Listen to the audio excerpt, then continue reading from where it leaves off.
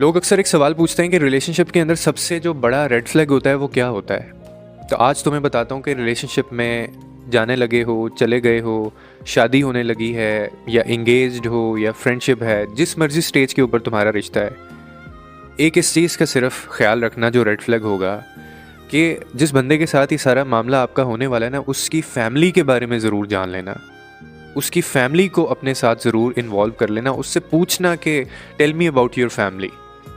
और वो कोई भी फैमिली का मेंबर हो सकता है, ये नहीं कि सबसे बात करनी है, सबके बारे में जानना है, लेकिन कोई फैमिली मेंबर जिसके साथ वो रहता हो। और फिर keep asking about about their family, कि उनके बारे में छोटी छोटी चीज़ें हो सकती हैं, उनका क्या फीडबैक है, उस बंदे का रिएक्शन देखना है आपने कि वो कैसा होता है। क्योंकि बहुत सिंपल सा लॉजिक है कि एक बंदा अगर 20-25 साल अपनी फैमिली के साथ रहा है और आप उससे उसकी फैमिली के बारे में पूछते हो, तो आपको ये आइडिया मिल जाए